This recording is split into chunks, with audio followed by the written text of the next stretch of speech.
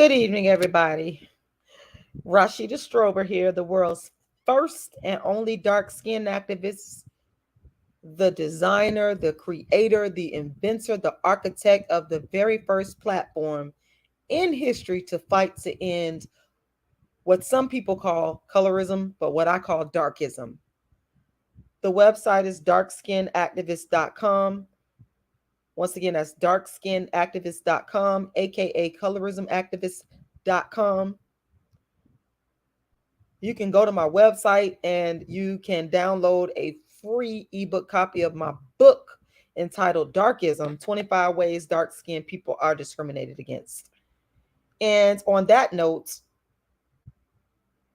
I would like to just get right into it. Y'all know I normally give my introduction that involves speaking on people that have plagiarized my dark-skinned activist platform and used it for themselves and not giving credit. But y'all know that I'm the originator of this entire lane. Do your research. Google me.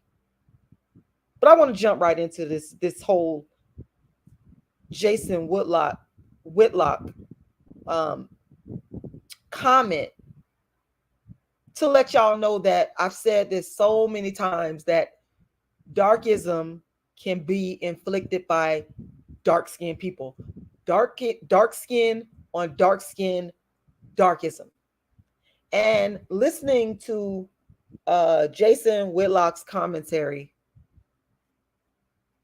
on Fox News, speaking to Tucker Carlson regarding the Tyree Nichols murder, is an example of darkism. Yes, Jason Whitlock, you are a darkist. And I want to give us a special shout out to you guys. I cannot remember his name, and I want to apologize because I can't remember his name. But I saw in my news feed the light-skinned black man with the glasses. He gives this commentary. I cannot remember his name. If y'all know his name, please drop his name in the chat or in the comments. I did see a picture of him where he went from being a criminal to being, an educated black man that's contributing to the community. That is the gentleman that I'm speaking on. I saw Jason Whitlock's commentary on this black man's channel, and I cannot think of his name, but that I apologize. If y'all know his name, drop it in the comments. But I listened to what Jason Whitlock had to say, and it just reminds me of what is the character, y'all? What is that character in the Django? What is that character in the Django? What's that character in the Django Unchained? Stephen. That's his name. There's always a Stephen in the midst. When tragedy, when racism, when darkism happens to a black person and it's just flat out wrong, there's always a Stephen that tries to come out and justify it and to make it right. And you look at it and you say to yourself, how could anyone possibly, with a pure heart, with morals, with decency, how could anyone possibly blame the victim? I always say that to myself. How could this person open their mouth to blame the victim when clearly they did nothing wrong for their own death? But there's always a Stephen in the midst that will figure out a way to blame the victim. And that is what this Jason, I cannot believe that this Jason Whitlock, and this is what he did. He basically blamed black women. And I'm looking like, what in the world is going on here? And y'all know that I'm one of the first people to call out black women for their darkism, to call out black women for their colorism. I did it last night when I talked about a black cashier at the Dollar Tree that committed darkism against me for no reason. But to make the leap to blame a group of people when they absolutely had nothing to do with the actions of another is, in this case, because this is a black dark-skinned man blaming black dark-skinned women, it's darkism and it is sick. This man blamed black single mothers for Tyre Nichols' death. So the common denominator in the death of George Floyd and Tyre Nichols is that they're both black males. Okay, they're both black males. So I want to ask Jason Whitlock, are black women, black single mothers, also responsible for the death of George Floyd? Did black single mothers make Derek Chauvin take his knee and murder George Floyd? Because black men were murdered at the hands of police in the case of Derek Chauvin and in the case of the Memphis Five. So what I want to ask you, since you are making this illogical leap to blame black women who had absolutely nothing to do with the beatdown, the murder, the savage brutality inflicted from 5 black males, and there was a white male involved, are you going to make the same leap and blame black women, black single mothers, for a white police officer, Derek Chauvin, murdering a black man, George Floyd? Are you going to make that leap too? Because you make no sense.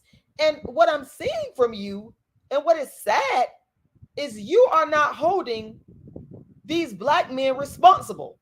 You're not saying, hey, black men, why would you do this to another brother? Why would you do this? You a black, dark-skinned man. Why would you do this to another black man? You sat your ass up there, and I'm trying not to curse, but this man is pure ignorance. You sat there and blamed black single mothers who had not a damn thing to do with grown men, grown police officers making a decision to murder another black man. Black women had nothing to do with that. And if you're going to use that flawed logic to say that black single mothers were responsible for the Memphis Five murdering a black man, you have to use that same logic, flawed logic, to say that black single mothers are responsible for, like I said, Derek Chauvin murdering George Floyd. Or you're going to have to answer the question, who then is responsible? If black single mothers are responsible for the Memphis Five murdering Tyre Nichols, who is responsible for Derek Chauvin? What is responsible for Derek Chauvin murdering George Floyd?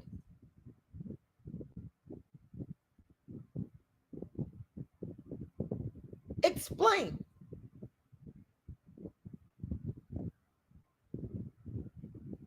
Because the common denominator is black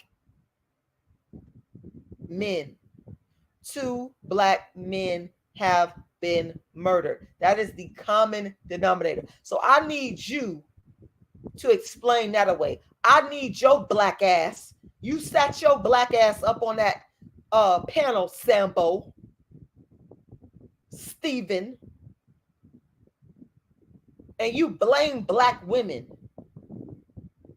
So I need you to explain to me who the hell is responsible for Derek Chauvin's actions. I need you to explain to me what is responsible for Derek Chauvin's actions.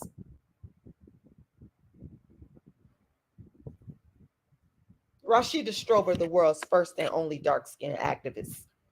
darkskinactivist.com. Once again, darkskinactivist.com. It's so upsetting when people blame a group of people for something that they're actually not guilty of. If a group of people or a person is guilty of a certain action, I got no problem with them being held accountable for it. But what enrages me is when you sit there and you blame, because here's the thing. I think that you're projecting nothing but pure hatred. You're projecting nothing but pure hatred onto the black woman because you don't like black women. You can't like black women. If you blame them for something that they had absolutely nothing to do with. So you mean to tell me that a black woman told the Memphis 5, go beat up this dark-skinned black man? Go beat up this. You mean to tell me that a black woman told each member of the Memphis 5 to find a black man, pull him out the car, beat him to a pulp, and beat him to death? You mean to tell me that a black woman influenced or told them to do that? You are a sick individual with a severe hatred of black women. And I'm telling you right now, black women, black men like this, you can't trust them as far as you can motherfucking spit. I'm going to tell y'all like this. While he's sitting up here talking about the Memphis 5, he's the one that we should be fearing. To be honest with y'all, black men like Jason Whitlock are the ones that black females need to have a fear of, because his comments is vicious, malicious, evil, and just plain dangerous. And black women have got to steer clear of black men like this because they mean you harm. That's causing harm. You're casting harm, causing harm, initiating harm onto black women by blaming us for basically murder. That is what you're saying. You are accusing us vicariously of murder through the Memphis 5. So black women, we got to steer clear. Black women, we have to be careful of black men who speak like this, because they're showing their real, true colors. They're showing the evil that lies in them. They're showing their inferiority complex, because their inferiority runs so deep that they would throw you under the bus and put you in harm's way by accusing you of doing some shit you ain't even had nothing to do with, black women. World's first and only dark-skinned activist, Rashida Strober. darkskinactivist.com. Once again, darkskinactivist.com. You can make donations to my Cash App, $RashidaLala. Once again, that Cash App is $RashidaLala. You can visit my website, darkskinactivist.com, and download a free ebook copy of my book entitled Darkism, 25 Ways Dark-Skinned People Are Discriminated Against. Thank you for watching. Like, share, and donate.